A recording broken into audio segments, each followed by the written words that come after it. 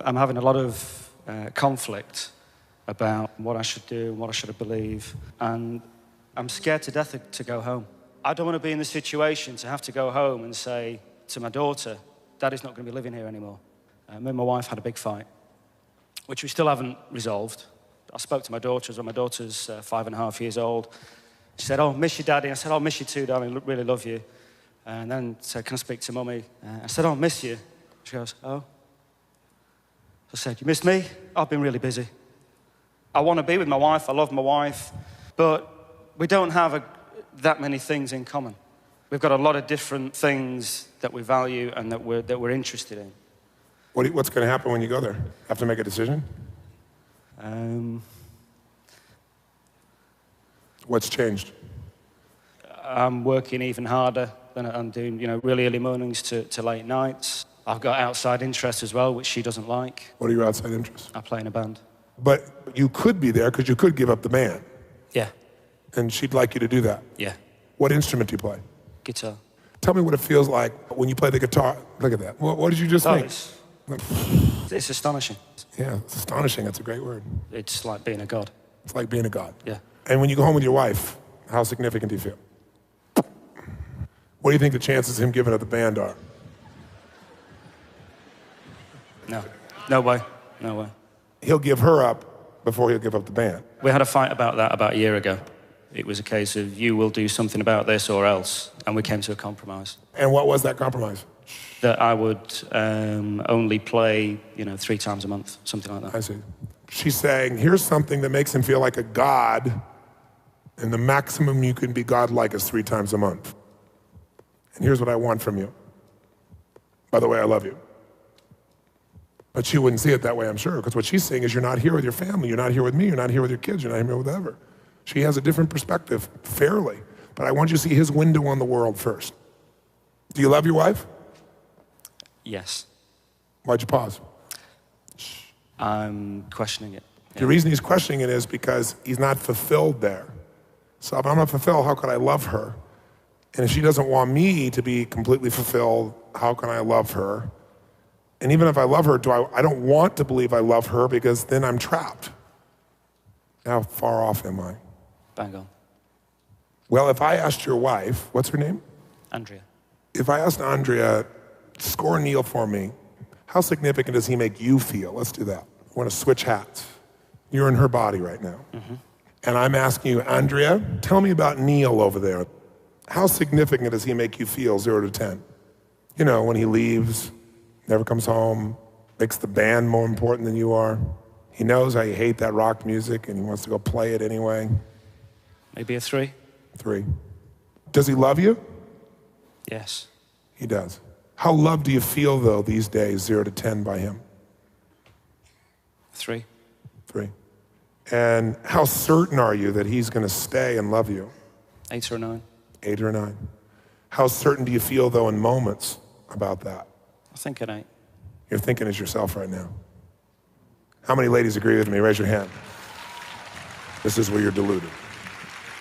How much variety does he bring home to you? Surprise, desires, playfulness you don't expect to serve you, to light you up. 0 to 10. 5. 5. How much are you guys growing together? None. 0? 0. How much do you feel like he's trying to contribute to you? From your perspective, Andrea. Probably 0. So here's a man who wants to contribute nothing to you. On a 0 to 10 thinks you're a 3 in importance. On a 0 to 10 thinks you're a 3 of love. Give you a 5 of variety, but he's sticking around at an 8. What would you want to do to him, Neil, if you were her? Change him or get rid of him. Well, you're thinking like a man with a get rid of him part. He is the father of your daughter. Are you really going to just get rid of him? No idea. Yes, you do. Is he the source of your security financially? Yes. Are you going to get rid of him? He's the father of your daughter, and he's the source of your survival. Are you going to get rid of him? No. No. What are you going to do when you feel insignificant and unloved and uncontributed to and not growing with? What are you going to do? Make him change. Make him change. You're right. How are you going to do that? What tools do you have in your arsenal? Make him stay at home more often. How are you going to make him stay at home? give him an ultimatum. Give him an ultimatum. What's the ultimatum say? It says you spend more time at home and you don't go off playing with the band. Or I leave. And take your daughter. Yeah. Or, no, she'll probably say, or you leave. And I'll keep your daughter. Yeah.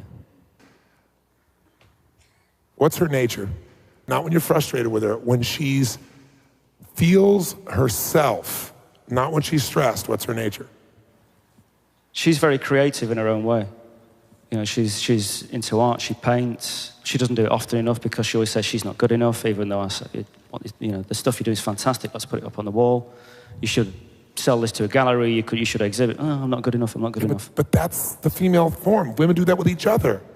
Oh, yes, you are. No, I'm not. Yes, you are. Oh, no, you're better. No, I'm not better. You're better. That's one downsmanship. She's begging for your attention. Yeah, which I give. I don't know, but she wants so much more.